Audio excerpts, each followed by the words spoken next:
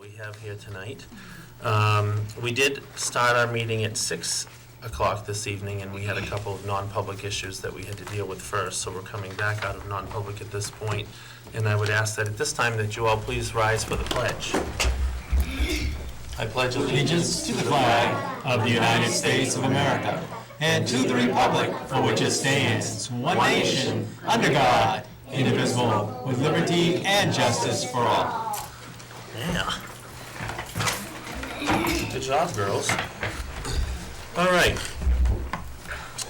We are also, at the same time that we're running our school board meeting, going to open up a public hearing. So I'm going to call the public hearing to order.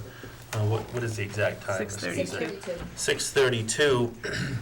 Public hearing is to the inhabitants of the town of Farmington. You are hereby notified that pursuant to New Hampshire RSA 198:20/B3A, the Farmington School Board will hold a public hearing for the purpose of accepting unanticipated revenue from the 2019 NSLP equipment grant in the amount of $27,028.83 for the replacement of the freezer walk-in at Henry Wilson School, and from the New Hampshire Department of Education through the Bureau of Student Wellness Initiative, New Hampshire School Safe and Project Aware, for up to $15,000 for infrastructure, technical assistance, training, and program development to create local school safety centers. That's a mouthful. Typically the public hearing is open for about an hour. So an hour from now, Ms. Gazer will just give me probably a little nod or yell at me and tell me to close the public hearing. We will allow people to speak during the public hearing if they have questions about this or comments about this particular subject. Folks watching from home, you do have an hour, so if something comes up and you have a question, you're more than welcome to come up here. We will conduct school board business during the public hearing if no one really wishes to speak at that time. But if you come in and give me a wave, I will certainly stop our regular business so that we can discuss the topic of the public hearing. Anybody have anything to discuss right now in reference to the public hearing? Okay.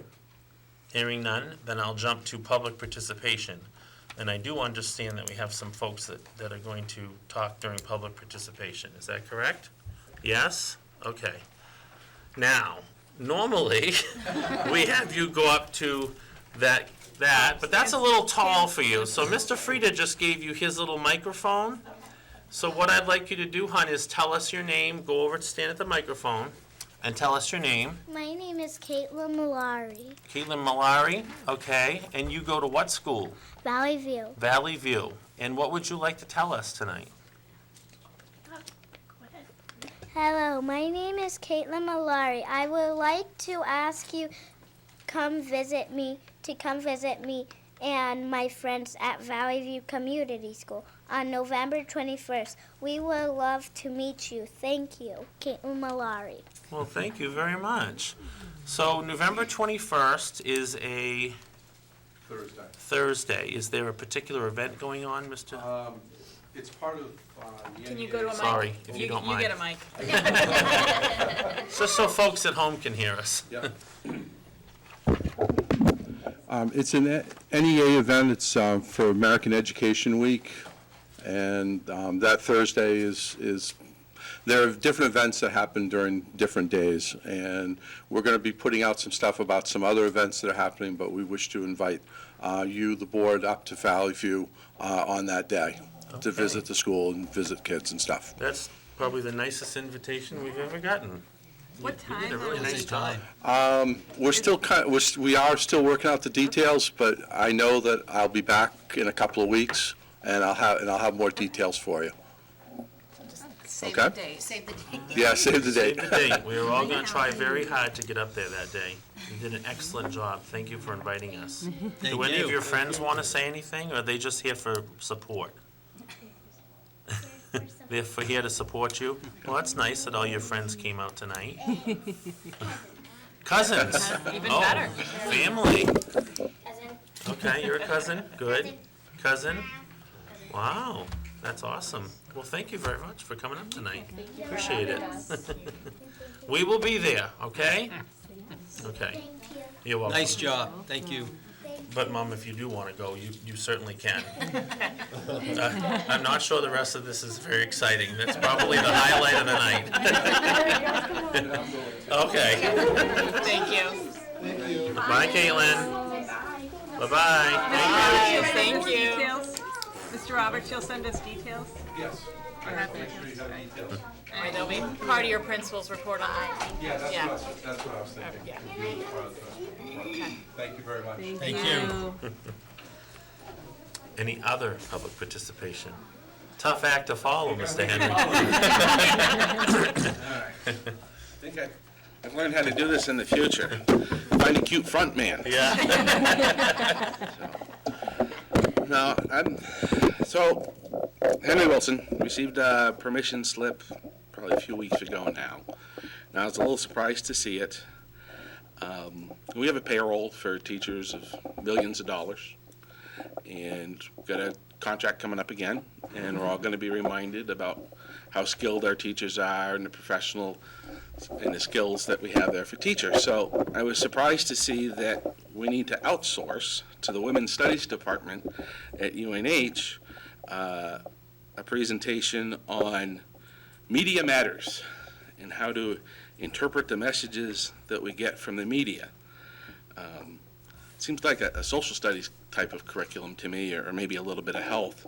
So I don't know why we need to outsource this to an organization that has come in before and told our students they're criminals, lied to us about what they're going to tell our students, and is in no way accountable to the administration of the school board.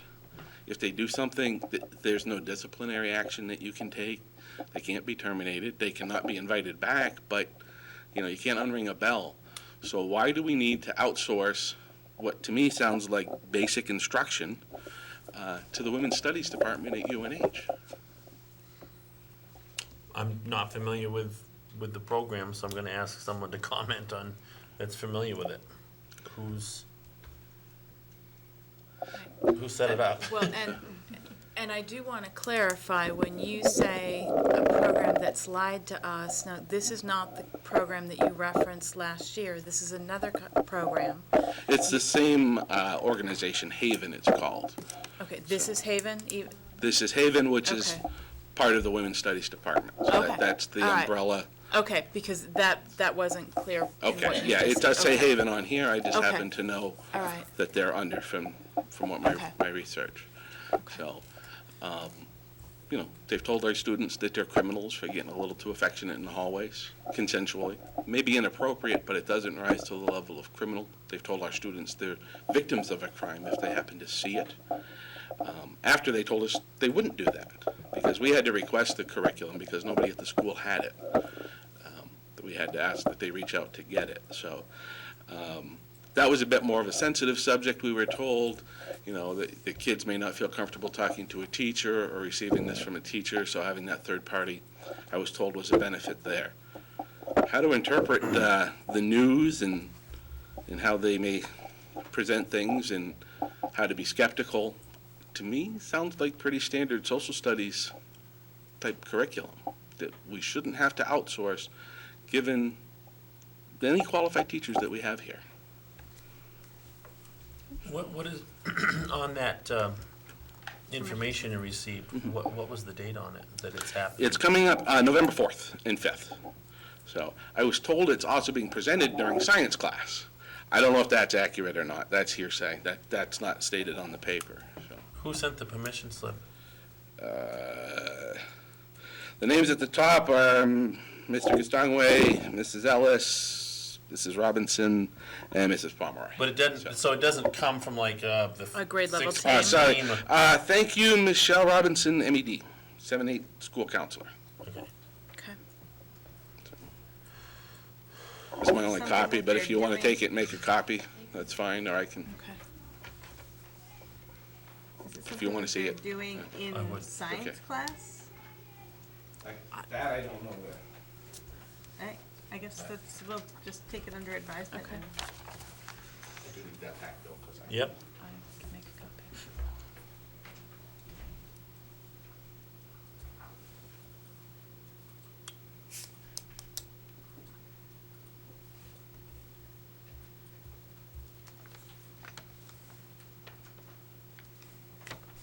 Thank you. Does anyone from the board want to see Didn't you read this? it? Didn't you read it up? I read it. I didn't read it out loud. No, he alright. didn't really read the Alright, whole yeah. thing, no. Verbatim. When, and I'm trying to remember our conversation about this organization in its last presentation. There was some discussion, I believe, about this. So guidance schedules it, I assume. Evidently, Okay. You're unaware of it. I am. When an outside group comes in, It is supposed to come through. it is supposed to come through you. Yes, it Okay. is. Okay. I'm going to make a motion that this be canceled at this particular time, until such time that they go through the superintendent and the new curriculum coordinator, and we take a look at this. I'll second that. Second by Mrs. Moran. Discussion. I don't like hearing that a permission slip's gone out, being a former principal, and the superintendent is not aware of what the program is and can't answer any questions about it. And I look Right. over at that new curriculum coordinator, and she's like, Joel, you know, so, Ms. Vashon, you have something to say?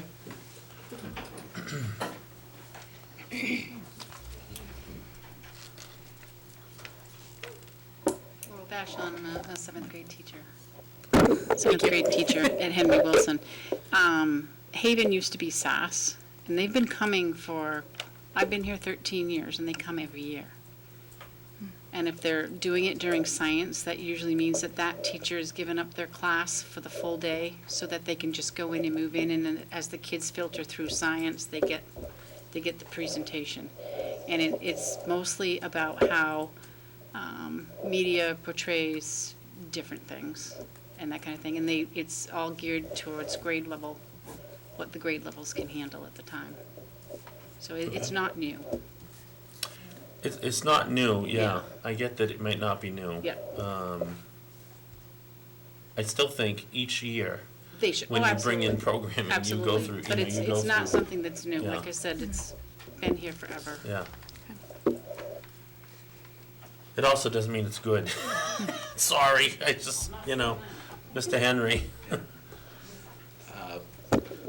So I had a seventh grader 2 years ago, did not receive this permission slip for a similar presentation. So I don't know that it's new. I know that they've come in before.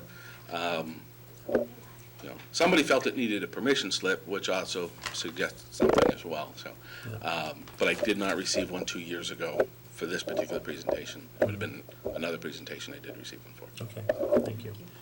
Any further discussion from the board? Anybody else want to see it? No, We've we seen all- it, thank you.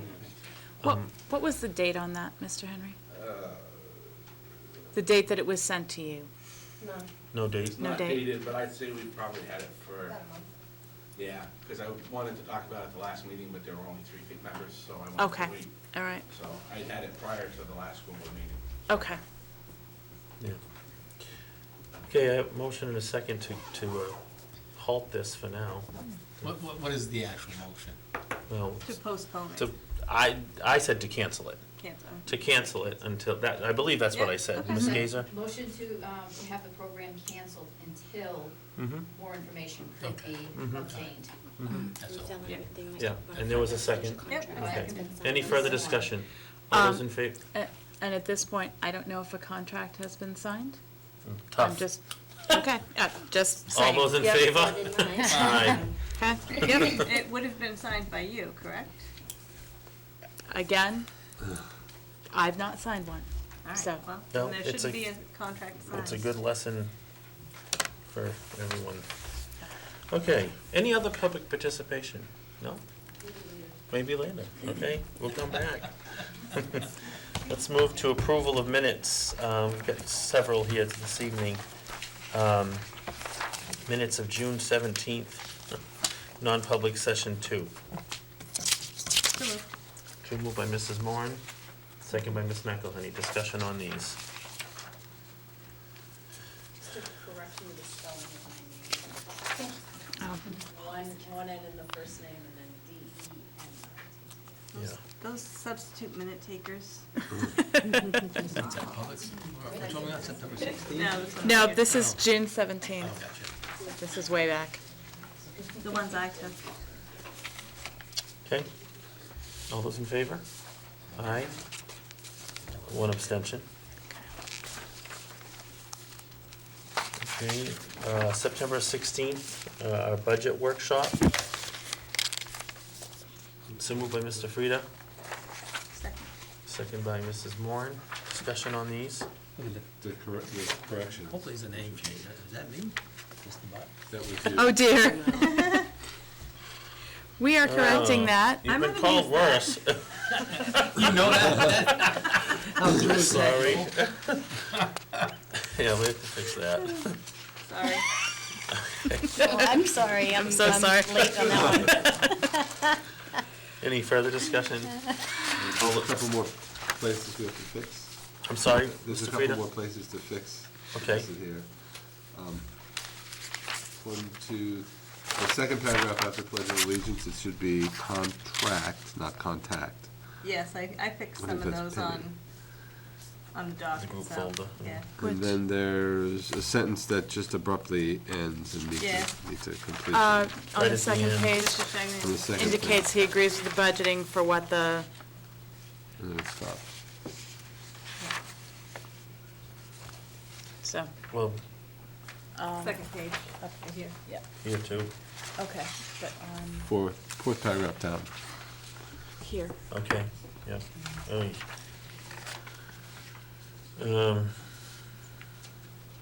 What the students need, I believe is what you said. That makes sense in context. And I have a correction on, I don't know what page it is, I guess the second one, where it says 972 is the approximate amount of money that's being returned to the town. It actually is not returned to the town, it is the unrestricted fund balance, which is different than what's going back to the town. The approximate unrestricted fund balance. Unrestricted fund balance, yes.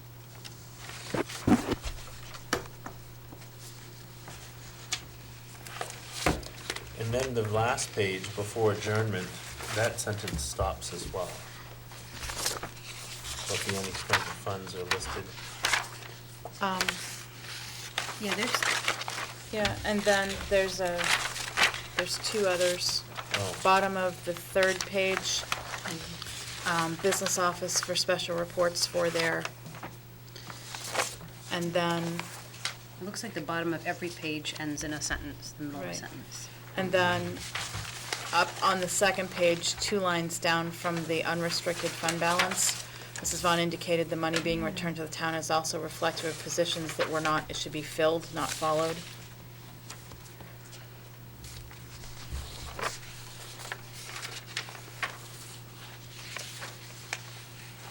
I'm gonna make a motion to table these. We have a lot of blank. You don't know what it is. Yeah. Yeah, okay.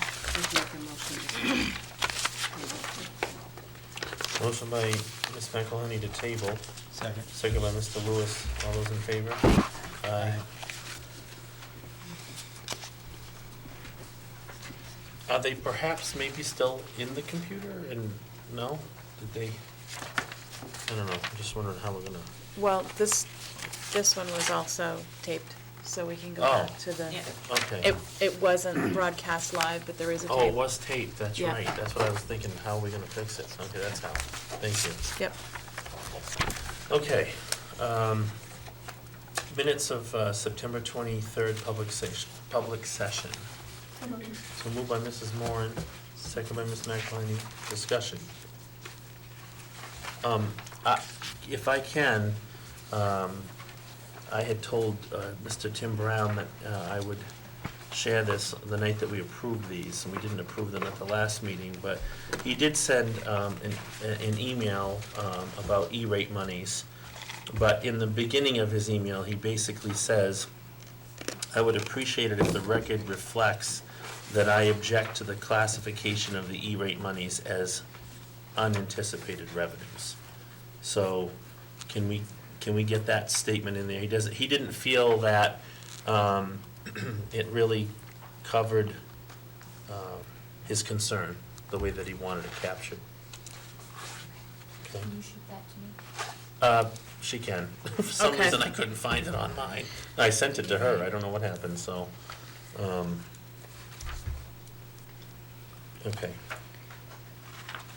Anything else on that, folks? Hearing none, I'll call for a vote. All those in favor as amended? Aye.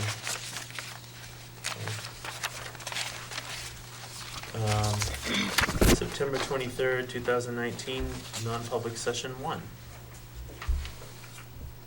So moved by Mrs. Moran, second by Mr. Frieda. Discussion? Hearing none, I'll call for a vote. All those in favor? Aye. September 23rd, non-public session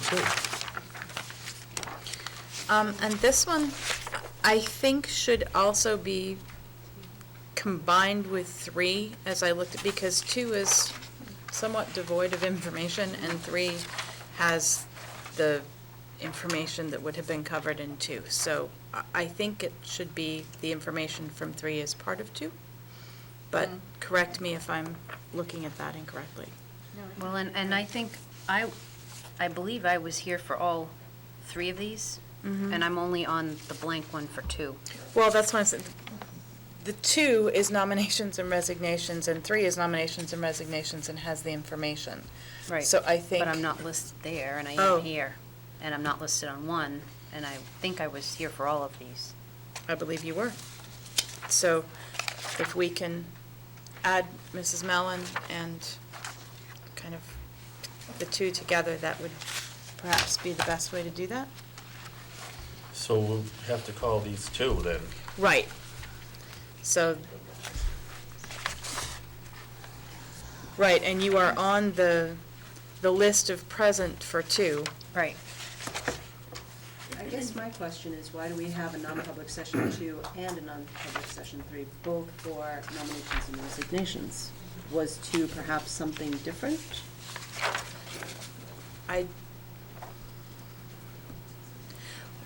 We had looked at doing the long list. We tabled that and did just the ones that needed to move forward. And so perhaps that was why there were 2. One was going to be the comprehensive list, and the other was the ones that we just pulled out to say, these need to happen now. And we'll look at the major list together on the 7th. Yes. Actually, I Okay. stand corrected. I'm looking at this, I was not here for any of these on the 23rd. Okay. That's right. Yes. So I need to come off that one where Okay. I'm on 2. But that may be why there were 2, because we're going to take the comprehensive list and attach it. Yeah, so And then we had the let's few that we reflect pulled that out. on 2. Okay. The That- list was tabled Yeah. to the 7th. And then combine the 2, or do you want 2 just to reflect that the No, list let's was just leave it tabled? No, because we went into 2 and 3, so Okay.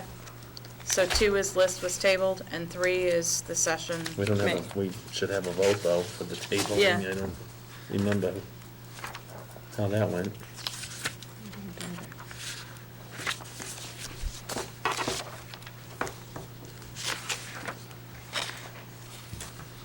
Do we have the agenda from the 23rd, listing what non-public 2 and non-public 3 were listed as? I had nominations and resignations, and it got split into 2 because it was, Okay. the information was split, but had been listed as a single session. Are your notes saying anything? I'm looking at my work.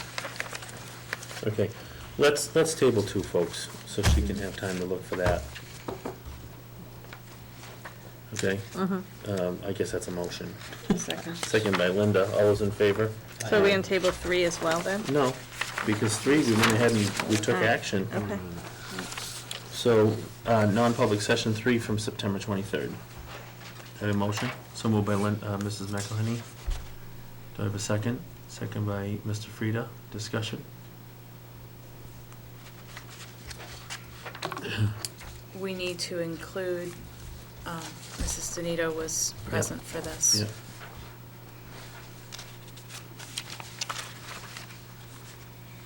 All those in favor as amended? Aye. I don't see anything in the public meeting either. Okay, non-public session 4 from September 23rd. So So moved. So moved by Mrs. Moran, second by Mr. Frida. Discussion? Hearing none, I'll call for a vote. All those in favor? Aye. So, who was the motion? I missed the Penny, motion. Sam. Okay, thank you. October 7th, public session. So moved. So moved by Mrs. Moran, second by Mr. Frida. Discussion? I was here in the flesh, not on the phone. Oh, yep, That's right. No, because that wouldn't have been a quorum. right, because that would have been a quorum, right. Anything else on these? All those in favor? Actually, I'm going to abstain because I was absent. Are you going to abstain? Oh, as I'm well? abstaining, I apologize. So 3, 0, and 2 abstentions. Okay. I have non-public 1 and non-public 4. Do you want to review those in non-public? Yes, please. Okay. Okay, make a motion to, Non-public 1 was sealed. Non-public 4 should be. Do you want a motion to seal, or do you want to discuss? well, I think we need to. let's make a motion, well, why When don't we we get deal there. with 1? Make Okay. a motion to review non-public 1 in, in non-public tonight. So moved. So moved by Penny. Which one? Mrs. Moran. 1, Public session. because it's sealed. Oh, Second. Second by Mr. Frida. All those in favor? Aye. Abstain. Can I Oh, amend my motion for well. non-public session 1 and 4? Can you what? Can I amend my motion to table 1 and 4 until, so we can discuss them both in non-public session? Sure. So there's an amendment that she wants to include 4 in that as well. Is that okay, Fine with Stan? me. All those in favor? Aye. All right. So non-public session 2 from October 7th. So moved. So moved by Mrs. McElhenney? Second. Was that you? No. That was That was Mrs. me. Moran, sorry. I wasn't here. Right. I was also present for this. Correct. Okay. So that was a second by Mr. Frida. Any other discussion on these? All those in favor? I'll abstain as I was not here. Okay, 4, we're gonna, and 5, We got Oh, there it 3 is. still. what? 3. 3? I'm sorry, I thought we just did 3. Those No, two. you did I did 2. 2, I'm sorry. Motion for I'll move non-public it. session 3 for October So 7th. moved. So moved by Mr. Frida. And again, Stan was here. I was here. Who's my Me. second? Second by Mrs. Moran. All those in favor as amended? Aye. And I will abstain. Abstain. All right. Before we go into reports, I just wanted, Well, we have 5 to do. we have 5? I don't have it in my packet. Further down? Oh, Is yeah, legal? it's further. It's after Oh, this. okay. Motion to approve non-public 5 from October 7th. So moved. So moved by Mr. Frida, Second? second by Mrs. Moran. And again, that change I with was Mr. here. Frida being present. All those in favor as amended? Aye. And I will abstain. Abstain. Okay. Before we go into reports. I just wanted to make mention that Mrs. Barron emailed the board asking about minutes. Our minutes are up to date through the 9th of September, and adding tonight's into it, we should be golden. So I know there was a little snafu of moving the agenda that you had mentioned, so the agenda was posted in time, so I just wanted to make mention of that as well. Thank you. And we do have some that have been tabled, so not everything will be up. Right. But Okay, reports. So, taking a page out of our curriculum director's notebook, I have created two pages that are really designed to go on the website for information for parents. And one of them says, it deals with finding just right books for students. If you're going to a library or going into a bookstore and you're looking for a book that your child can read, there's the 5-finger rule, and I know Valley View has used this for a long time. Henry Wilson uses this for a long time. And any adult can use it as well. Opening a book to any old page and then, count the number of words that you don't know. And if you hold up one finger, there, then it's probably a book that's really too easy. 4 to 5 fingers, it's too hard. 2 to 3 fingers, it's just right. So it's just the right amount of challenge to read so that you can make progress on your reading goals. So that is in there. There's also a small section on active reading in terms of while you are reading a book. And this is for, parents to work on with kids and for kids to challenge themselves to do. And any adult as well. We've all, been in the situation where we're sitting reading something and realize we've done 5 pages and we don't know what we read. Predict what will happen next. Ask yourself some questions as you read, thinking out loud, kind of, or, in your head in terms of, oh gosh, I wonder what that character is going to do next, or what's the next plot twist going to be. Learn new words, especially with devices at our fingertips. It's really great to be able to just simply Google a word and, all of a sudden you know a new word. Look at the pictures to find cues. This might not necessarily be something that adults or older kids are doing, but certainly we can look at the way a text is set up to give us clues about how the work is done. If it happens to be one that uses a lot of letters or diary entries, that tells us something about what kind of book it is. And then just simply to read anything, read everything, read signs with your kids, point out colors. I'll try to do something that's a little more directive towards preschool the next time we come together. But that's kind of my general push regarding, working with kids and reading. I also put together a truancy flyer, which will also go on my section of the website. So the cutoff for truancy is 10 half days. So 5 full days of absent, you could qualify as truant unless, according to our board policy, you've brought in certain documentation that excuses those and makes them excused absences. So here's kind of the process that gets outlined, and I've asked staff to cooperate with us in terms of helping us manage this, because it's more than just me calling or a guidance counselor calling. It's, kids like to know their teacher's missing too. So a staff member will call home. Staff will ask if the problem persists that the child and the parent attend a meeting. Letters are sent regarding the number of days that your child has missed. A visit to the home will be conducted, so I will head out there with Darlene Lemire, I'm my trusty assistant, and we will go visit the home, and typically I leave a letter or I leave my business card and say, please call the school, and give a phone number, say we're looking to set up a meeting or simply have a conversation with whomever might be there, just to touch base and find out, what we can do to kind of make sure the child's arriving and what, accommodations might be needed. We'll work with any individual and every child to figure out what are the problems with attendance, what is keeping a kid from going to school. And we have really some great success. We can come up with a lot of different accommodations to help make it work. If it's not working, DCYF is then notified. We call in and just simply say we want to screen in a child who's truant from school. And voluntary services get offered at that point. So the parent and the family have an opportunity to cooperate voluntarily with DCYF, and they will put services in the home and someone who will check in and kind of help just figure out ways to kind of get the child to school. If attendance doesn't improve, or DCYF indicates that the parent's not cooperating, or they're just really, voluntary services have been ended for some reason, I then get a letter that says that voluntary services have been tried and that now I am permitted to go through the courts in order to file a CHINS petition regarding truancy. So there are a number of steps in place, there are a number of things we do first, but I did want to let everybody know that if you see a card on your door, it's just me asking that could we chat?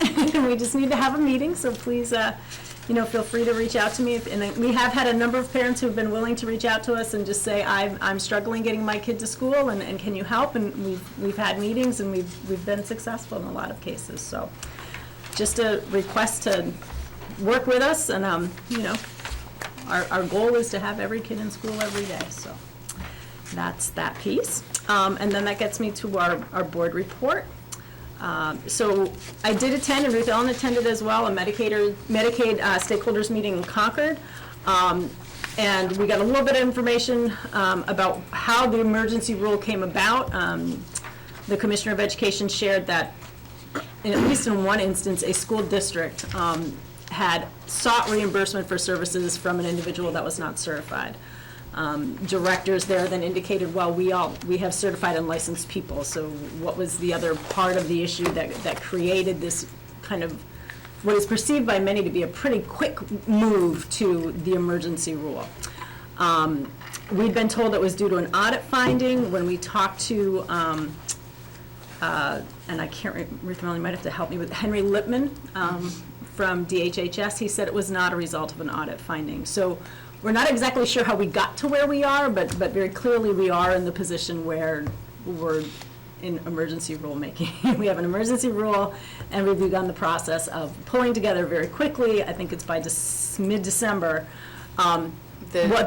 what the document's going to look like. The current ruling runs out in February, and so they have to have pieces in place in order to go through the legislative process and have the review. The emergency ruling came together pretty quickly. I don't know that this specifically was the result of an audit finding, although there have been audit findings that are prompting general, let's look at everything. Yeah. So All I know is when we asked, if this particular issue was a result of an audit finding, we were told by Mr. Lipton no. So I'm not sure what other, what other things might have resulted in, wanting this to happen. Regardless, we are required to get a permission, a signed document from a physician indicating that he or she agrees that speech, OT, PT, those sort of services are ordered for a child. That physician, while it has not been, we have not been told yet that person needs to have an NPI number, which means that they are authorized by Medicaid provider to be a provider. We have to seek someone that is going to have that authorization, because we sense, or I've been told, that phase 2 will hear that that's going to be the case. So that is where we are right now. So is that, in essence, mandating that the parents use doctors that are only Medicare providers? Well, or we use Services a to be doctor that's only a Medicare. reimbursed. Right. I mean, they can use anybody and we won't get reimbursed. I mean, or it's up to the district to find a physician who is a Medicaid provider who would be willing to review the district's IEPs. And the parent needs to agree to having that reviewed. It just sounds convoluted. We're working the process. We'll continue to, be part of these meetings and, work to come to a solution. I know Stratford Learning Center, its consortium, is working to try to find a solution that will work for the districts that are part of that group.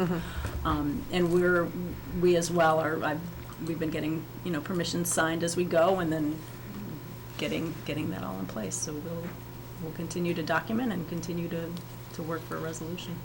And what's the approximate cost to the district? Well, I mean, What are we're we at losing? $20,000 anticipated revenue. I think we brought in. 150 was what we 150 was were. what we brought in last year, so. We're estimating that we're going to lose $130,000 in Medicaid revenue this year. And that's bad for us. I mean, there are other districts that are looking much bigger Yeah, numbers. I know you've said it before, I just want it to be Out there. Yeah. out there. Yeah. Thank you. So special education services, they're all working really hard in terms of using intervention times to be times designated to work on student skills. Conversations are being held at buildings with special education staff regarding losing intervention time to homework and assignments, because really that time is time to work on those skills that are lagging, the math skills, the reading skills, the writing skills. And this is tagging off of, part of what Misty has in her report that she's going to talk to you about as well. So we're talking about ways, and we had a meeting at Farmington High School last week regarding how can we collaborate with general education teachers to kind of I don't want to say the paper chase, but that becomes sometimes what we get caught up in. We have a certain document that we want to have completed because it demonstrates that the child has mastered a certain thing. Is there a means by which to kind of pare that down? Not to say none of it's important, a lot of it's important, but is there a means by which that doesn't become the only means by which a child has to demonstrate competency in a certain thing? Does it have to be on this particular paper? Can it be done another way? And what are the accommodations we're making for those students with special education needs?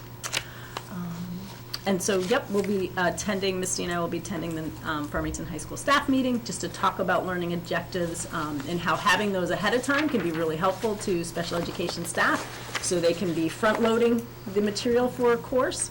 And therefore, once the child actually gets into the course and is sitting in the classroom and receiving direct instruction, it's not the first time they're seeing the information. And that can get us a lot of traction in terms of making progress for, especially at the high school, a credit-bearing program. Questions I can answer. I have my caseloads by grade level. I did note last month's, and I went back and checked previous month's totals just to make sure there was an inconsistency with which, when I removed the out-of-district students. So for instance, what I try to capture in that caseload that you see in that table is those students that are in district. And then I separate out the total out-of-district students, which is at 14. So those two numbers combined together would give you our total population of special education students. Does each grade level have its own special ed case manager? At this time, yes. Okay, so that's what they had, That's what you're looking at, yep, that's that caseload. yep.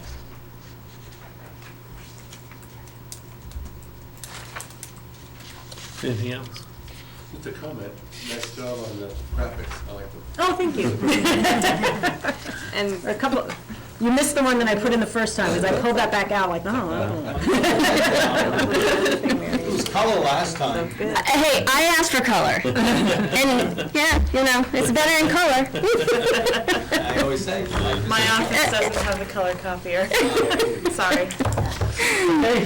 Curriculum. All right, well, so I'll kind of spin off a little bit from where Diana left off. One of the features I put in here is homework this month. This is the month that homework really starts impacting kids. Often, especially at the middle and high school, kids are tanking in their classes because of the non-completion of homework. So one of the things I wanted to put in here this month for parents in particular is, you know, what is appropriate for homework, what's some criteria that we should be following when it comes to work that goes home, and what kinds of things would go home that would be engaging, that don't put parents in a position of being teachers or police of compliance, which is difficult at home in the evening when we're trying to navigate all the family things that we need to do and other activities that kids do outside of school. So I wanted to feature that this month and share out some resources for parents that might be useful for them in supporting their kids when it comes to work that comes home. I also put in here some information about data, and in this particular month I gave you a link to so you could see some of the preliminary STAR data that has come out. And so just so that you understand how to read some of that if you're interested, you know, the greens where we want kids to be, and then the colors go down from there. And the yellow and red are the kids who really have some gaps in particular skills that are coming out of that assessment, so the interventions and instruction in the classroom should be navigated from that information that's coming out of there. So, and I also gave some information about the different types of assessments and what they're used for in the classroom. Often, you know, that's not understood, so I wanted to bring some clarity to that. Some other pieces in there that I have is just information. There's a group of teachers that are reading Fair is Not Equal, which is a really great Rick Wormley book. I put a couple of videos in there. He's a great researcher. A lot about homework in there, too. Yes, I know. there is. I know. Get me going. I know. And Your graphic. yeah, yeah. And so one of the things that we're really starting, as Diana talked about in terms of our meeting with special services, we're often trying to measure kids in the same way in the same time frames, and that's really difficult because we're all different and we all are in different places in our learning and have different ways of seeing the world. So often when we're going through a system that says everybody has to do the same thing in the same way in the same time frames, that's why we end up with all these achievement gaps. That's why we end up with kids that don't like to learn and are disengaged. So one of the things we have to start really working on is the strategies of building capacity to be able to really engage kids in learning. So that's been sort of some of these focuses here in these curriculum newsletters. So kind of backing up the truck to what I've been doing, though, I've been in the weeds with grants. We are getting those things sort of processed, streamlined. The State Department has had a lot of changes in the grants management, so in the last month, I've been going to a lot of trainings, and my head is swimming, but we're getting through it, and I think we're getting some things cleaned up, in terms of the projects that are in there and what we're doing with the grants. So I featured Title 2A today, because this is really the heart of the grant that I think is the heart of a lot of things we do with teachers. This is the grant that we use to provide teachers with professional learning experiences. So these are presenters, it might be paying teachers to go to PD, paying for outside of district pieces. And I gave you a list of what we have in there so far. We're working on 2 grant cycles with Title 2A right now. And so one of the things, though, I just want to put a plug in here because our calendar is very absent of PD days. And it's very difficult for teachers to grow, to work together, to learn together when there's not time built into the calendar for professional learning. We have basically 1 PD day this year we can use for professional learning, and that is not nearly enough. And it's in January. We need to be doing a lot of professional learning right now. And so I'm just going to plug that. I know you're working on calendars and negotiations, so a district that really is high functioning is going to have at least 1 a month. And we're going to have a pattern with them so that we can keep working and planning and learning together. And that's a huge piece when we talk about moving our systems to a performance-based system. There's a lot of work that goes with that. And so without that time built in, you just don't have enough money to pay teachers outside of contract hours and to pay them to come in over the summer. So we really do need that. And so I just want to put a plug in, have that on your brain because they need it. And I will tell you, in talking with the teachers, they're desperate for it. They're hungry for that support. And one of the things they really are saying a lot is, can you stop shifting things on us? Every time a new leader comes in, we read a new book, now we got something new to do, and we're not even sure if it's connected to the thing that happened before. And I wouldn't disagree with them. There's been a lot of false starts, so it's super frustrating for them. They've done a lot of work, but then it doesn't get anywhere. And so that brings me to that whole strategic design process that I keep plugging in here, because our community needs to drive what our school looks like. So if we don't bring our community together face-to-face, not in technology, because technology is not the place to have dialogue. We have to bring them together, and we have to have our community giving us the direction on what they really feel is what they want their school to look like, and that's our marching orders.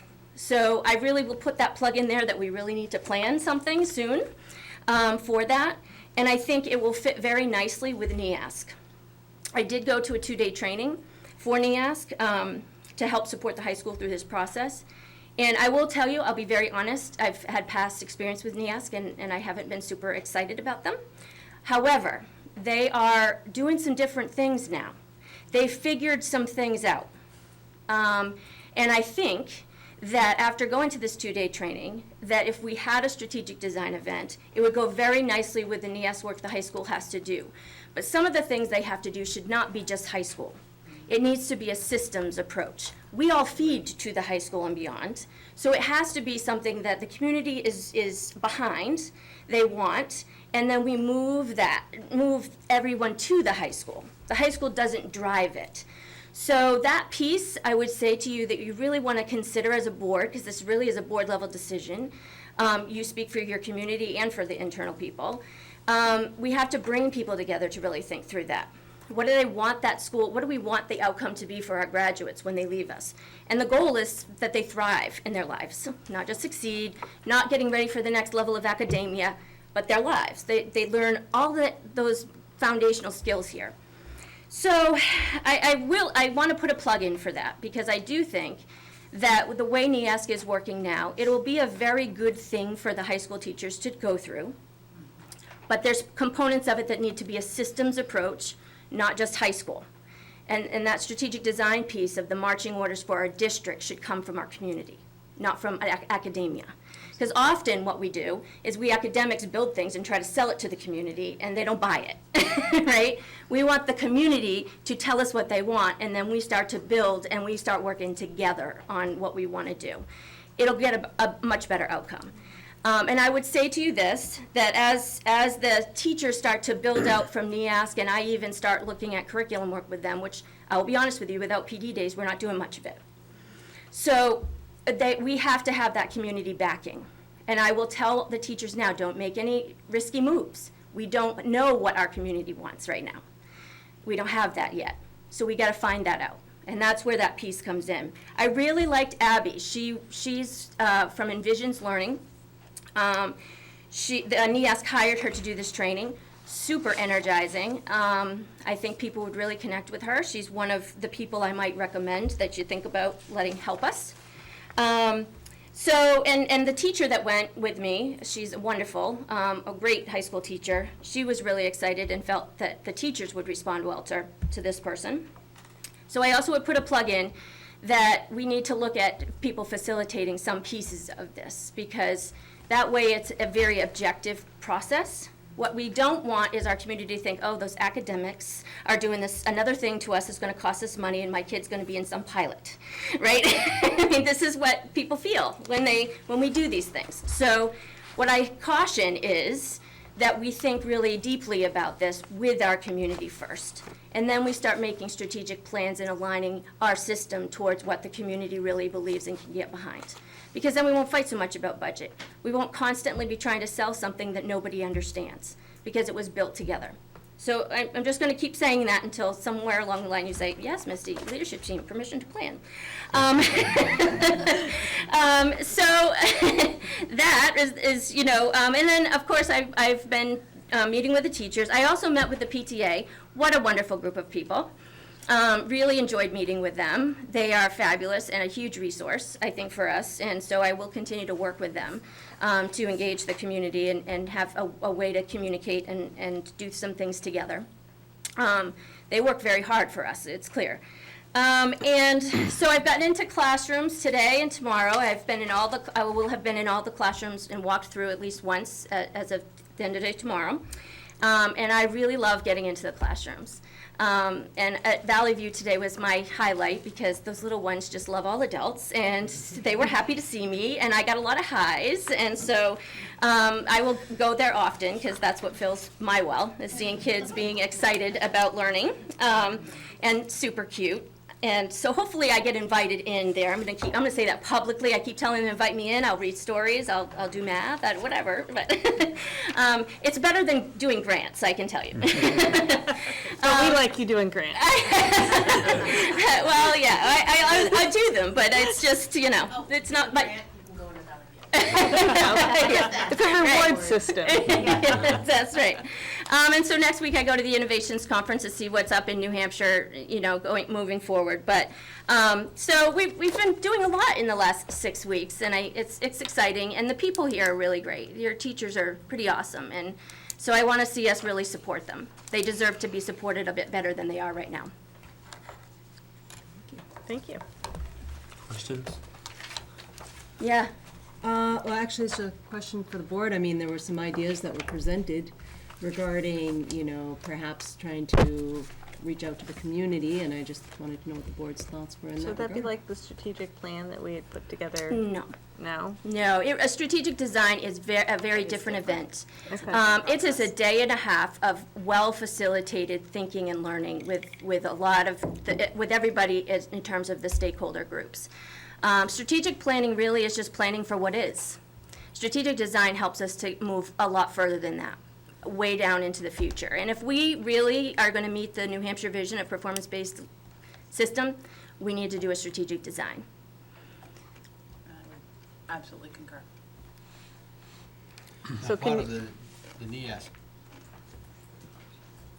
process, don't they bring in parent groupings and they used to? Yeah, it's very limited in scope. At least it's a jump off to get their input at that level anyway to. And you will do some of those pieces anyway, just as a good system does bring forums together and surveys through technology, ongoing feedback. But an event like this is like a summit, and you just get as many people to that event for that day and a half as possible. And they really go through a World Cafe process of thinking and then designing. So from every aspect of our system, parents help us design what assessment should look like.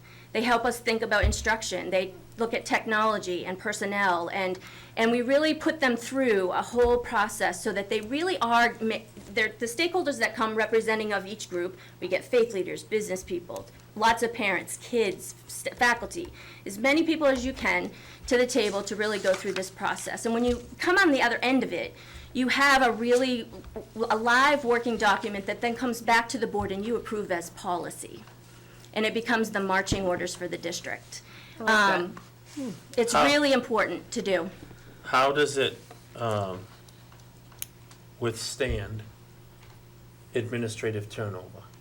Tell me how that, because this is the first time I've ever heard the term strategic design. I like it.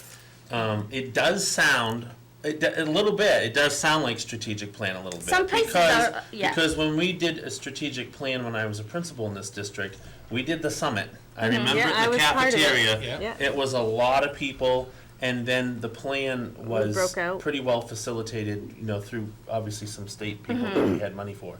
But tell me how it withstands turnover. Well, first of all, when you take that and you turn Not it, that I'm hoping we have any, no, and I don't want to go either, but without a Yeah. plan, you're not keeping people like me, right? because I need a plan. Right.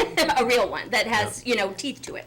So, so when we do this process, it comes back to you as a document that you put into policy. So it no longer is just something that goes up on the web that we all look at and talk about, or is in a binder and collects dust, and then we all go over here and do what we've always done. Okay, this really becomes the marching orders, and then we have to break that up into action steps each year, school by school, and as a system. So whether you have a leader change or not, that strategic design is policy. So that leader coming in has got to understand that and keep it moving. It's not, if I leave and another person comes in, that should be there. That's the marching orders, no matter the human being that's trying to help facilitate it.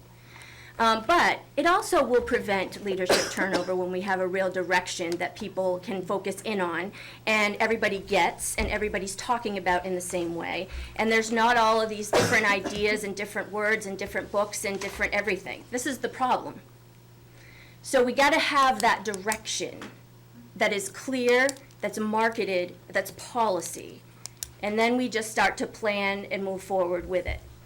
And so often when you see strategic plans, ultimately you'll see, and if you look at a strategic design and you look at a strategic plan, you can see by the product how different the outcome is. So again, some of the same facilitated processes might occur similar to what you went through in that summit format. The ultimate piece though is that policy part, the marketing part after that, and then the expectation and accountability that we are working towards that and aligning all systems towards that. One of the biggest things that I see as an issue here is accountability. We don't have it. It's not clear, the direction's not there, and it's fuzzy, it's always fuzzy, and that's why there's so much change for people. And you can't operate in that way. It makes everybody cranky, and there's clear crankiness. Okay, so we've got to get ourselves righted and aligned in that way, and that policy piece is huge, because you can't change this policy. You can change policy. You can change, but we can't.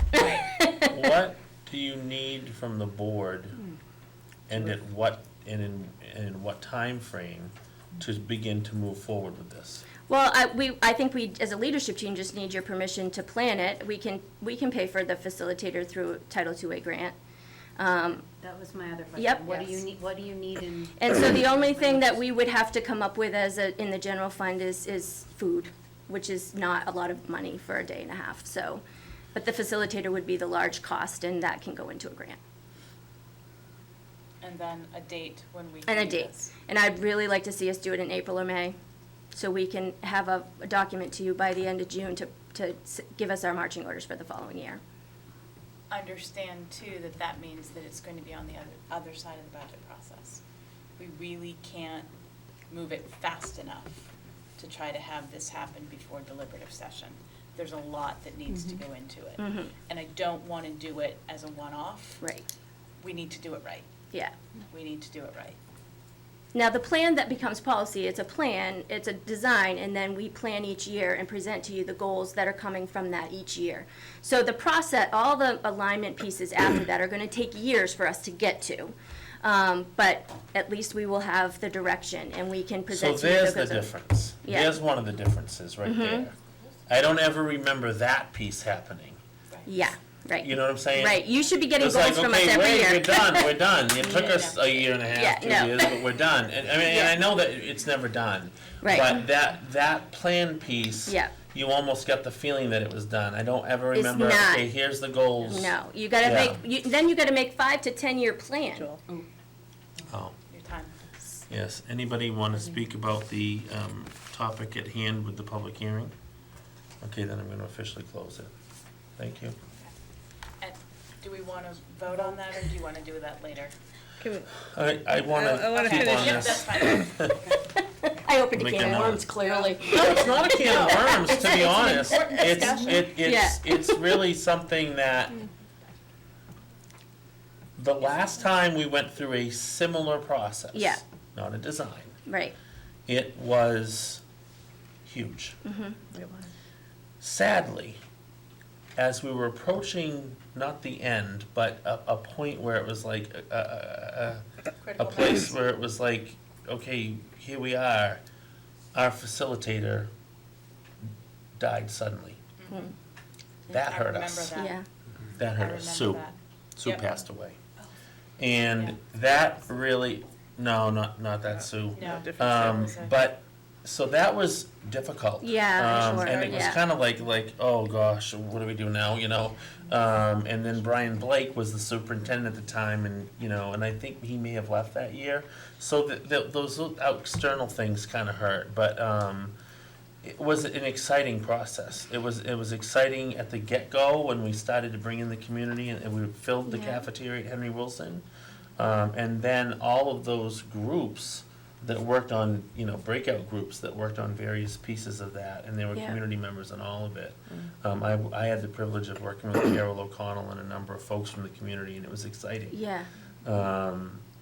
So it's not a can of worms. It's, Yeah. it's No, like, it's hey, exciting. I'm glad to How do hear we get it. it done? Well, and you know, a decade's gone by and a lot has changed. Yeah. Right. You know, and so what it looks like now is not gonna probably look like some things probably, and honestly, if there's enough artifacts and history, you can bring that into an updated process, so that the things that people had done then that really stood the test of time and people are really comfortable with, you can infuse that right in and Oh, I keep love some that. of those pieces. I love that. So it doesn't mean that you're starting from scratch Yeah. either. And if we hire the right facilitator, that won't be difficult. And the leadership team, you know, obviously will work with that facilitator to really design this so that it meets the needs of Farmington and can honor some of the history that has been there and the hard work. And I think that's important to our staff in particular, who did a lot of the work of that.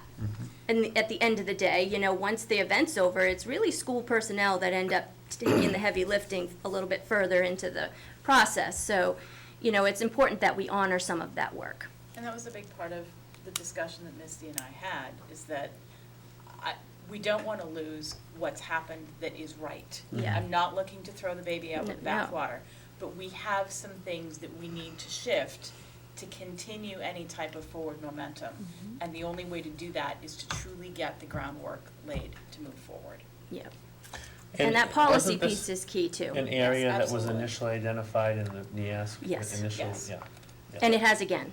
Yeah. Yeah. In their stealth study, it's gonna be the number one thing that has to happen. I'll make a motion that we give our blessing to the leadership team to get started. Thank you. Second.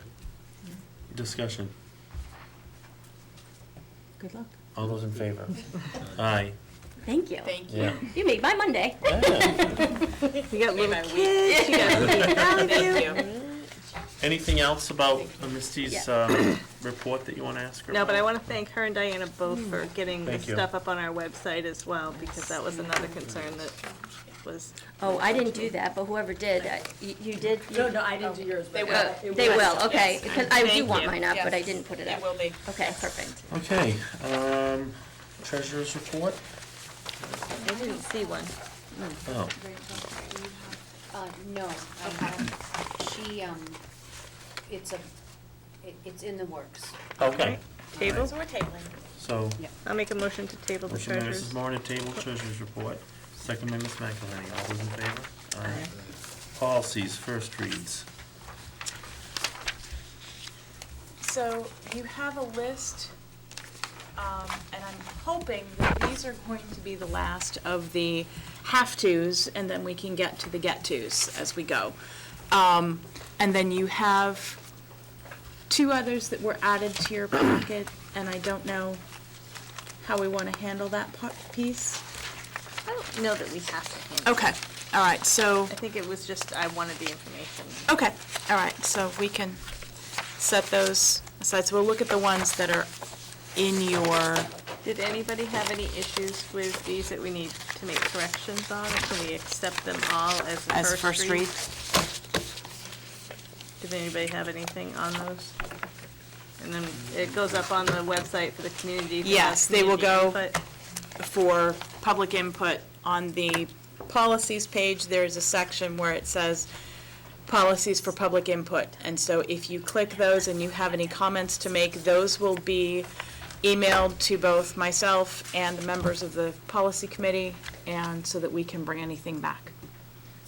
Then I will motion to have IHBG, homeschool, IMAH, daily physical activity, JLC, student health services, JLCE and EBBC, first aid, KB, Title I, family and community engagement, KED, 504 grievance, KFA, public conduct on school property, as a first read. Second. And a second by Mr. Frieda. Discussion? All those in favor? Aye. Oh, good, buses are coming up. And I will note too that KFA is not a required, but this is the latest permutation of our civility policy that was policy, yeah. rescinded when all the numbered policies Yeah. went, and we really need this in place. So while it's not required, I deem it highly necessary. Thank you. Okay, bids for surplus vehicles? Yes, all right. Time to go home, Steve? Okay, so these are, Did you submit one? Oh, I wouldn't be so sure.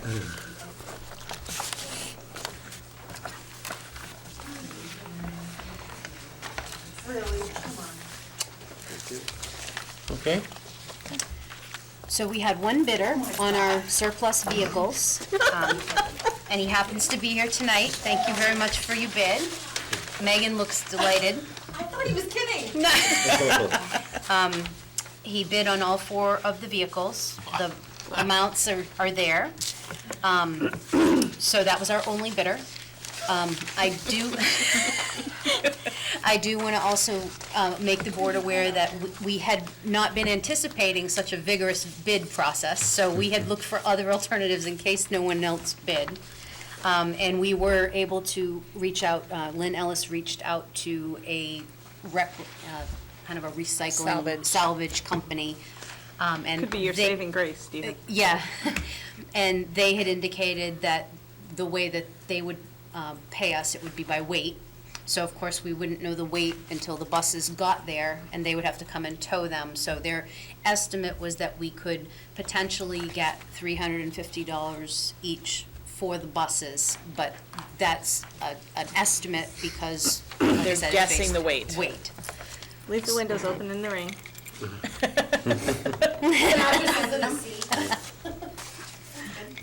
okay. So I'm seeking for the board to make a decision as to which way you would like to go so that we can find a new home for these vehicles.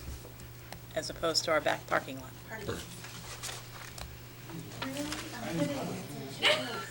Since our bidder is here, should we ask if he would like to move forward with his bid, or? Yeah, I'm not afraid of her. Speak into the mic, the world is listening. You got that in the minutes? So these are like, Per vehicle. okay. Yes. All right. Yep. Did you want to see a copy of the bid? Did you want to see a copy of the bid? No. Okay, all right. I thought he was kidding. Seriously. Okay, do we have a motion out I there? make a motion to accept the offer. Okay, motion by Mr. Lewis to accept the bid is offered, second by Ms. McElhenney. Discussion? Can we put a bow on it for Megan? All those in favor? Aye. Aye? Are you an aye? No, I'm a no. Megan, I'm a no. Congratulations. Thank you. It was second by Ms. McElhenney. Thank you. Yeah. This is new house. Okay, and just to clarify some of the terms of the bid, in case the board didn't see the full thing, the payment is to be made within 5 days, and the removal of the vehicles goes to the bidder. So, Okay. just in case you were wondering how that was gonna work. Okay. Job description title update?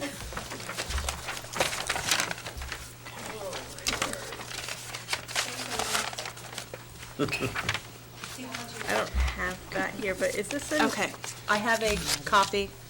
I thought it was in there, but let me, okay? Is this a new? This is a job description. We have a vacancy at Henry Wilson in our behavioral services position. We have a teacher who is moving to another position, and so that's created a behavioral services position at Henry Wilson. We are being asked to revisit the job description from just behavioral services to move that more to an emotional learning instructional specialist, social emotional learning. Much of the duties will remain the same. This is a more specific job description than we have currently. This is at Mr. Castonguay's request, based on the needs that he's seeing in that department and the students that they are servicing. And so he's looking for a specific skill set for the person who would come into that position. Were we not to have a vacancy at this time, we would not have looked to update this, but because the vacancy is being created, we're bringing this to you now.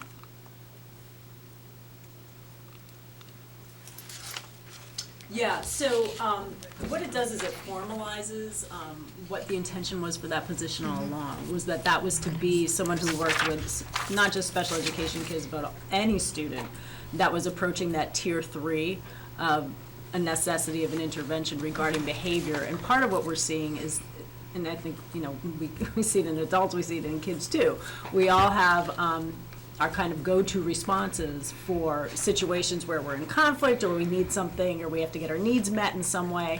And some people have very maladaptive ways of getting their needs met, and a number of them are students at our school. So it's taking an approach where you're specifically working with a kid, teaching lessons regarding how you're gonna get what you need. And part of how we get what we need is by asking in appropriate ways.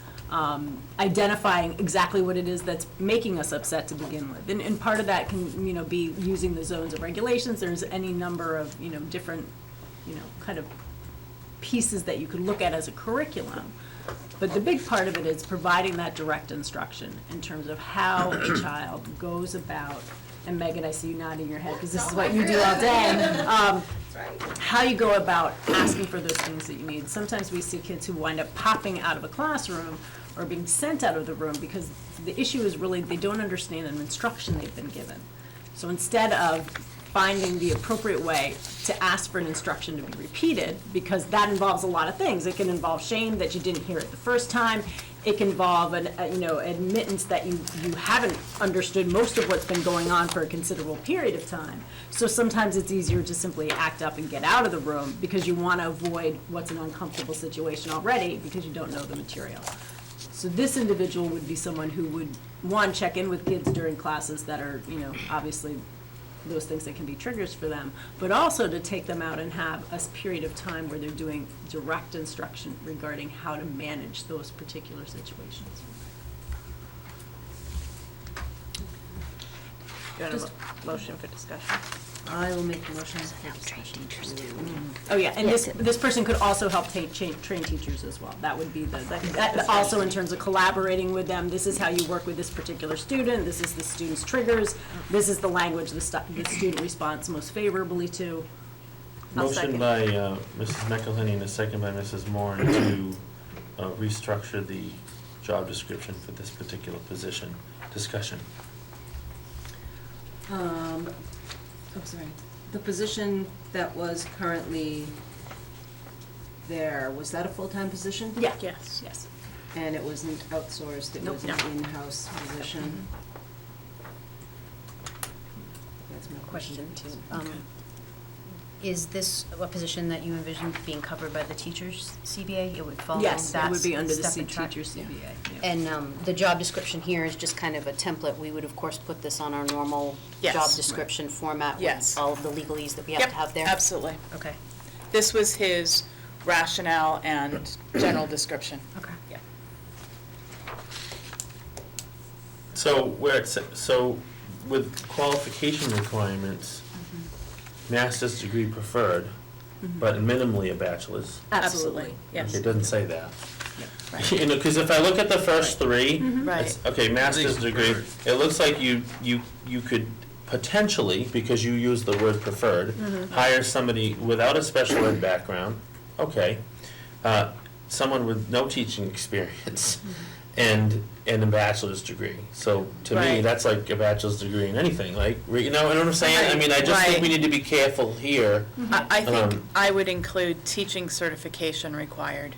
Something. So there needs to be a teaching cert. I And I can't would see you like- coaching or training teachers without a little That kind more. of background. Right. And No. I would like to run this language past our current job descriptions that we have for the Yes. various pieces, and there may be Yeah. some pieces here that But- Mr. Yeah. Castongo didn't mention. Essentially, why this is before us is Ruth Ellen sort of gave me a call when we discussed the agenda each time before our meeting, and said that, you know, she'd like to have a conversation on this, and I basically said, because it's sort of a change to a current job description, and it's, to bring it before the board, I thought it What was is more the current appropriate. position?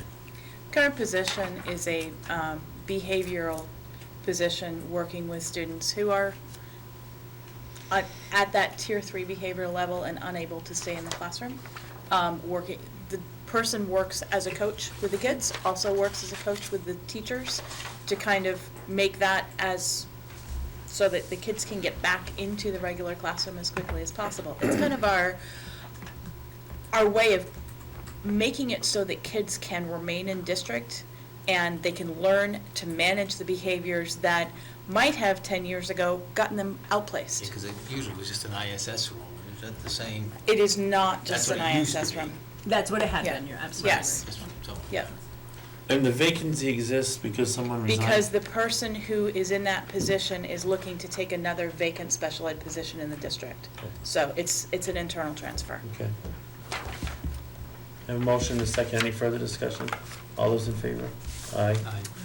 I thought we were gonna table it till they changed the stuff. So as amended with. I just, Well, I don't know that it's amended. There How were about- some I'd some like, things that I'd like you'd to bring it put back through with the legal. actual That sounds like she format. wants to, my question is, when, would It's they going to want be to a- post this thing? It's That's going to the be a thing. teaching position, which means that all of the teaching pieces need to be included as it would be in a regular job description.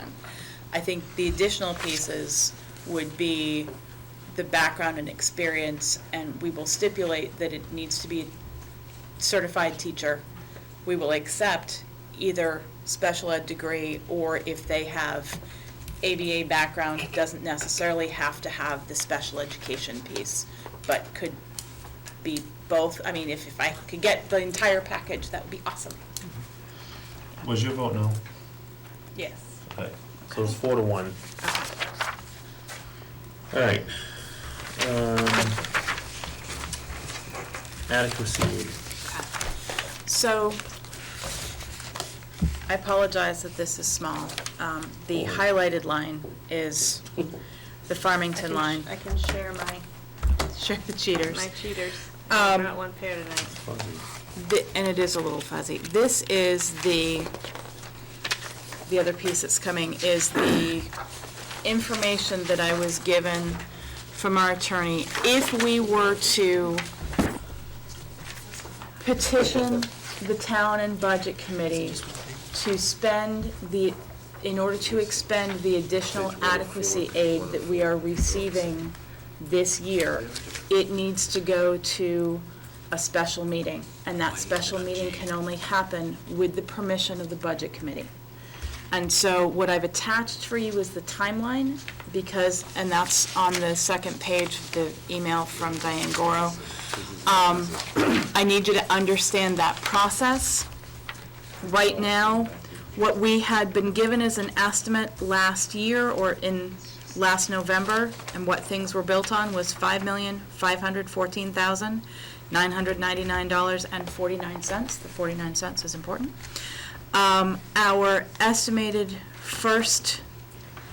Our minimum first estimate was given last year, and now with what the legislature has granted in their most recent is $6,135,301.57. So it's a fairly significant increase. Those monies at this point cannot be spent without a special hearing. It's not just a hearing, a special session, which can include deliberative and vote at the same time, but that session cannot happen without the Budget Committee's permission.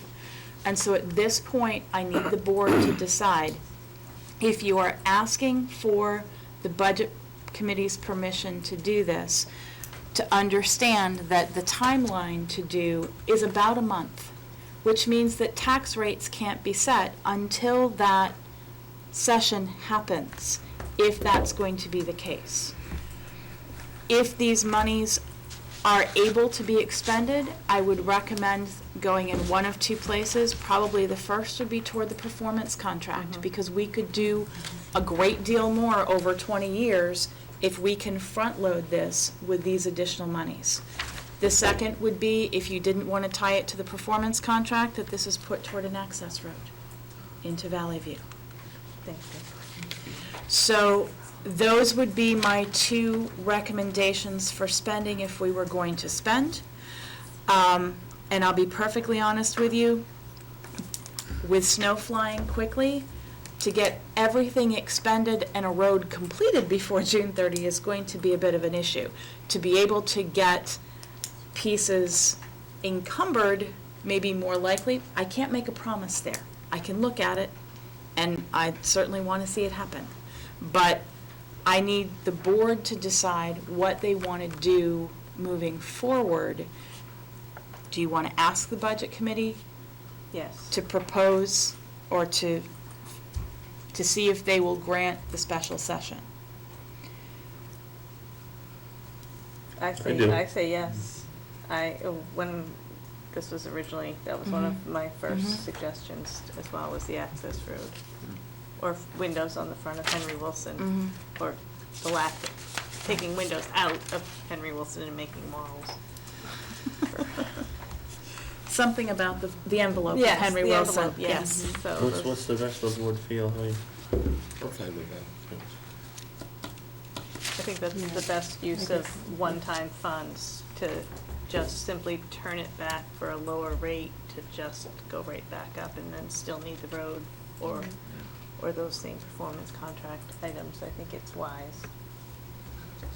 So, voting to do that tonight will, Well, the Budget Committee meets on Wednesday. Oh, It this is Wednesday. This Wednesday. Okay. It is not on the agenda. The Budget Committee would need to agree to entertain that being put to them.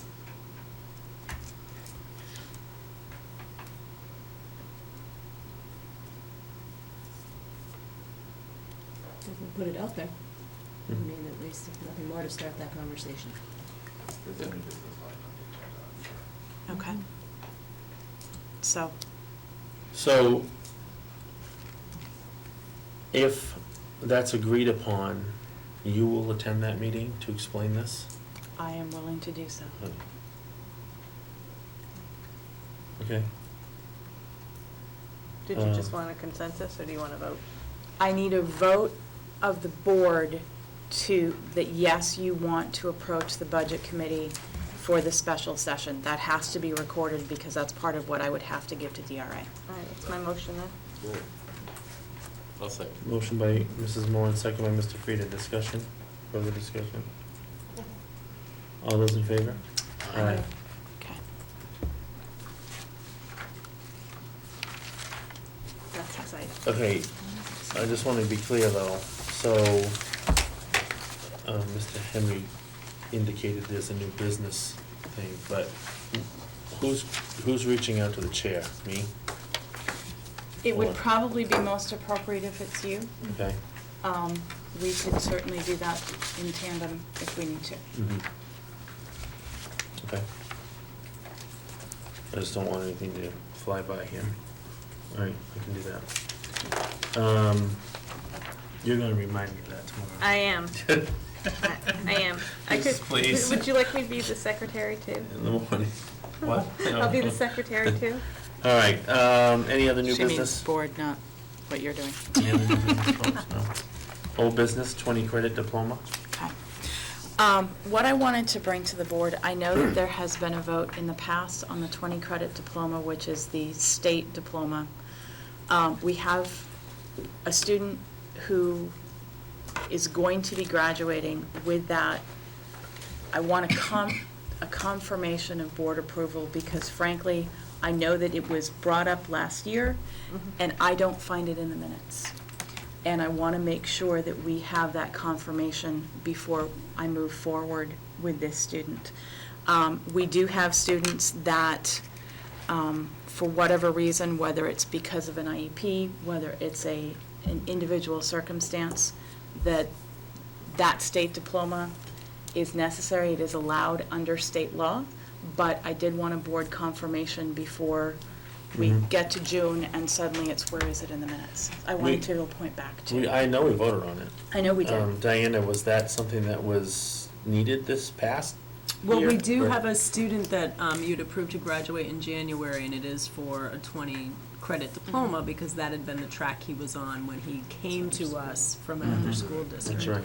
I mean, I mean, it's a qualified diploma, it's a state diploma. We do have students who get in, due to family circumstances, due to life circumstances, due to just, challenging, because of the way the system works, they have to take one class, in their junior year as opposed to their sophomore year, when they get to the point where they're that close. Yeah, we did, we voted. Yeah, I know we did. I know we But did, will and we I confirm it? can't find it in the minutes. So if I could have a confirmation that that is an acceptable Do you want a route. confirmation or do you want a second vote?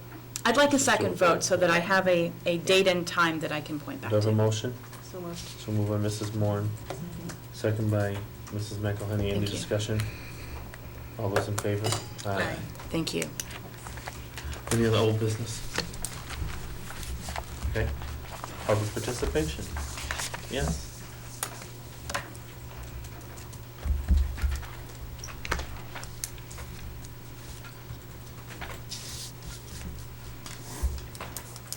Blanche Taylor. I have a lot of notes, but I'm going to take a lot of time. I just am curious. Just a comment about Mr. Henry's comment about the presentation that may be coming to the district. I was 30 years in the classroom. We had a lot of presenters come in.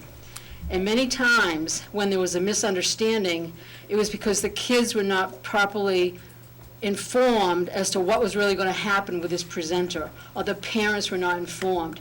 I'm glad to hear that the district does have a policy that anybody doing a presentation should be going before the superintendent, so I'm happy to hear that the district does have that policy. It'd probably be good if everybody knew that, who was doing these presentations, because sometimes kids misinterpret something that someone's saying, a presenter, they might misunderstand what it's all about. So I think it's important to educate children what is really going to happen during a special presentation. That's just a comment I have about that. I would also like to tell you, I meant to tell you this before, I really appreciate, I've been able to catch a couple of your meetings, and only partially on Channel 25, but the viewing is so much better than last year. I mean, it's like 1,000 times better. So I just, as one viewer of Channel 25, I appreciate it. I just want to let you know that. Thank you. You're welcome. Hey, Oz. It was so much He easier is to hear. awake, he is awake. You're welcome. It's so much easier to hear, and there's no, paper rattling. I'm just wondering if you can tell me what the SRO officer, the memorandum of understanding, where was that at? As far as the school board is concerned? Well, we've Is been, it still in discussion? yes, because we've had our attorney take a look at Okay. it. See, our attorney had already started to take a look at our memorandum of understanding when we got presented the one by the Right. chief. So we're kind of like looking at, Okay. is there anything there that's similar? We were looking at a model from another school district, that when that internal investigation was going on, the gentleman from the Department of Education recommended that we take a strong look at. I believe it was Nashua School District. He said that was like the model for the state. So that's one of the things that they were gonna look at. Okay. I was just curious where it was. I assumed it was still in discussion or whatever. The other question I have is, when is the next budget meeting for the school board is gonna be talking about the budget? You had one in like, what, a couple months ago. Is it? Thursday. It's the 24th? Yes, Is it a public meeting? yes. Is It's it at Henry gonna be here, or Wilson. is it Henry Wilson? Henry like it was Wilson. before? Public workshop, yes. So it's on the 24th? It's a public workshop, it's not a meeting, it's a workshop. Right, like it Yes. was before, and it's the 24th. And what time is that? I think we said 6. I think we said 6. 6. Yeah. 6? Thank you. And I do have one more question. I was kind of curious about the behavioral services job description. How many students are involved in that position right now that would need, does it vary on a daily basis? Is it? No, we have, so students get assigned to that particular program. It's typically a team decision, so it might be the team of teachers, the person who's the coordinator for that room, building administration, guidance counselor, typically about 12. About 12, okay. Yep, special education and regular education, so not just special education. Okay, thank you. Thank you very much. Mr. Henry. Proud bus owner. 3 buses and a minivan. Jaden's first car. He's gonna be 15. Bring all his friends. On the Medicaid billing you brought up, so I was having a little bit of trouble following. It sounds like, so last meeting, we had $130,000 or $150,000 anticipated revenue built into the current budget. That was last year's built-in for current budget, So yes. that's was built into the budget that we're Correct. operating under now, and we think we're taking a $130,000 hit. That's still the case, Yes. but may change? We don't. Cautiously optimistic, but I can't. So at We this didn't point, predict we losing can't- it either. We can't recoup services for school psychologist, guidance counselor, those are off. We can recoup service, we can we can get reimbursement for direct services to by speech language pathologist, OT, PT. That's all we got. And rehabilitative services are still kind of something there, which is a paraeducator working on carryover services for OT, PT, or speech. We're still having discussions about that. So we're documenting like and they said they will grant reimbursement retroactively. So we will be able to go back to the start date of the rules if we've got the proper documentation. And they make a decision that we're gonna. May I add on to that? We also have been talking about it at New Hampshire Business Associators Group because it impacts so many people's budget. And basically what they've changed is that schools used to be considered a site for Medicaid. You could perform speech and things there. Basically, they've said that the school can only be treated as a satellite site for service if you have a physician's referral that says that those services are necessary. We used to be able to have our speech pathologist, who has a whole bunch of credentialing, say, this kid needs speech. But now we can't rely on that. There's only, I think, one school speech path in the state that has the specific credentialing that would make her able to prescribe. So they basically have required, because they say it's a medical-based service model, that we have to have a medical provider prescribe them. So that presents some hurdles for the school district because Some of our kids, their parents may not want to open up their files to another provider that's not their own, or they may not want to even have their file reviewed by somebody else. So it just means that we are no longer assured of being able to submit for that income. Okay. And you've answered it, but I want to get a direct answer for other people, more so than myself. This is not specific to Farmington, this is nationwide or This is statewide? statewide. Statewide. How come just the state, not? Our ruling lapsed this summer. And so emergency rules were put into place supposedly to give us the stopgap to get us to the official rules that will be coming into place by February. The lapse was due to take place anyway, but I think the emergency ruling was to hurry up and say, here's what has to change, and now we'll make it official as it goes forward. Because the state is getting much more specific, I'll call it guidance, from the feds as far as how things need to move forward. Everywhere. Okay, And so- not just from DHHS. So the rules are partly from Washington and partly from Concord? I would say the rules are Filtering down. filtering down, yes, mostly from Washington, and Concord has put a very prescriptive lens on it to make sure that compliance is everywhere that can be.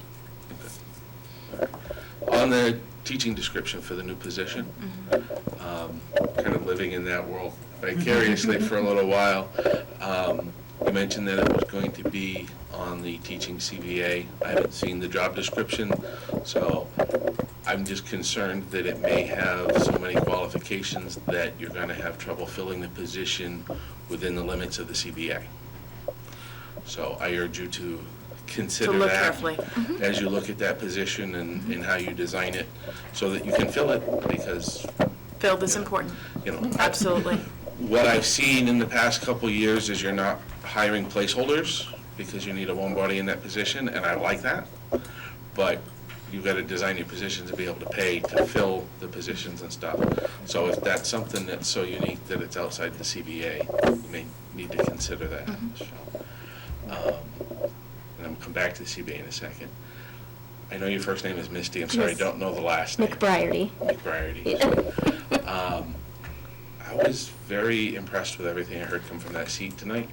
A lot more energy than I've seen in the past. I liked everything that I heard and excited about that going forward.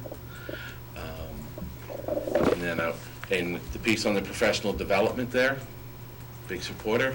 I want to go back to something Ms. Donito said about attendance, and that it's important that the students be in school. So I want to make sure that we remember that the professional development is important, and students being in school is important. So as we're looking at a new contract and a calendar, that we make sure that we don't do one at the expense of the other. So, and I think that was everything on my list, so, thank you. Thank you. Thank you. Anyone else? Everyone else set? Okay, before, our next meeting will be, well, we have a budget workshop on Thursday at 6 at Henry Wilson.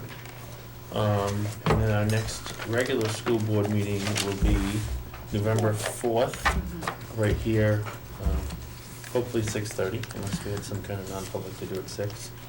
Thank you. We'll have at least one. We didn't have this, they got backed up this We have to year. vote for? The- Oh, we have to do Please that. Thank vote. you. Yes. One other thing too, on that calendar, Yeah. get us working on a federal holiday, November 11th, is on the calendar for school board to review budgets. We won't be doing that. We- Not because of us, but because of you folks. Yeah. Right, so Yeah, that's we will, wrong. we will move that. Yeah, thank you. That will not be happening. Okay, go ahead. You have a So, motion? do you want me to make the motion? I will make the motion that the Farmington School Board accept the 2019 NSLP equipment grant in the amount of $27,028.83 for the replacement of the freezer and walk-in at Henry Wilson Memorial School, and from the New Hampshire Department of Education through the Bureau of Student Wellness Initiative, New Hampshire School Safe and Project Aware, for up to $15,000 for infrastructure, technical assistance, training, and program development to create local school safety centers. Do I have a second? Second by Mr. Frieda, discussion. All those in favor? Aye. Thank you. Okay, so our next meeting, November 4th, right here at 6:30. Thank you to those of you who joined us from home and to you folks who came out this evening. Before we sign off and go into non-public tonight, I meant to do this earlier, I would like to acknowledge the passing of Joyce Collison.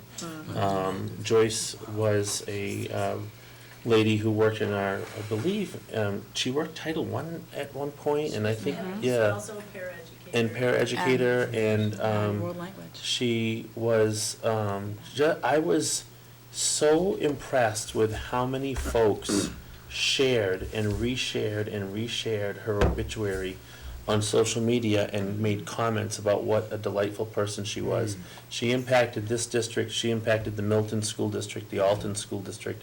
She had worked for all three, and I had the privilege of working with her. So our thoughts to go out to Joyce and her family. Her son, Mark, was a valedictorian here of his class, and we'll really miss Joyce Collison here in our community, so our thoughts and prayers to her family. I'll entertain a motion to go into non-public session 3 under RSA 91A:3, A, B, and C for personnel. So moved by Mrs. Moran, second by Ms. McElhenney. All those in favor by roll? Aye. Good night, folks.